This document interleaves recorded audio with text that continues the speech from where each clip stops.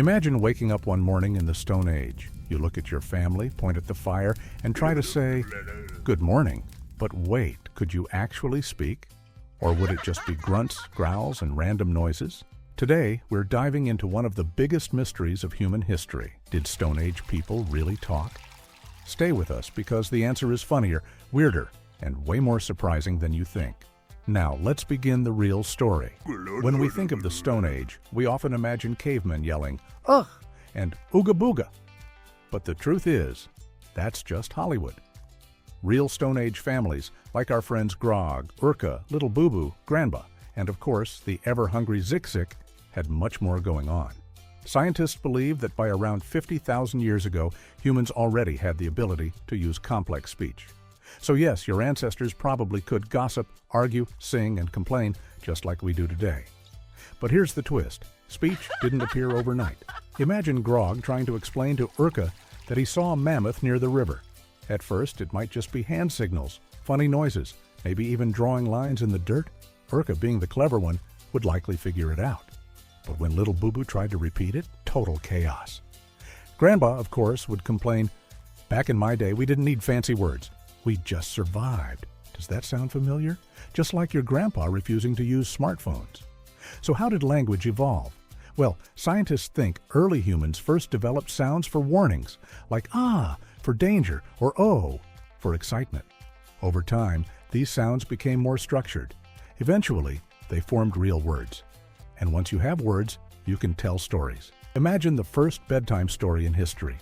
Grog trying to keep Bubu calm at night by making up a tale about the stars. That's how culture begins. But here's the fun part. Language shaped survival. A family that could share ideas, plan a hunt, or warn about danger had a much higher chance of making it through the night. Talking wasn't just about gossip.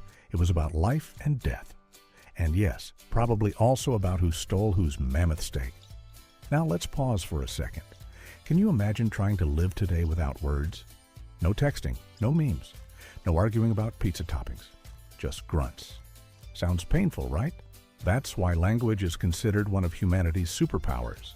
Without it, there's no teamwork, no history, no YouTube. By the way, speaking of teamwork, don't forget, join the tribe. Hit that subscribe button. That's your 2-minute reminder. Back to Grog and his family. Bubu, being curious, probably invented half the nonsense words in the cave. Urka, the patient mom, would translate for everyone. Granba, of course, insisted that the younger generation was ruining the old ways. And Zik-Zik, well, he just barked, roared, or squeaked, adding his own language to the mix. Believe it or not, studying animal sounds today actually helps scientists understand how our ancestors may have communicated. So yes, your dog barking at the mailman might actually be a window into the Stone Age. What topic should we explore next? Fire making? Stone Age fashion? Or maybe how they dealt with bathroom problems? Leave your idea in the comments. Your thoughts shape our next story. Here's another cool fact. Language may have also helped humans beat out Neanderthals. While both groups were strong, humans might have had a communication advantage. Being able to coordinate bigger groups, plan hunts, and pass knowledge gave us the edge.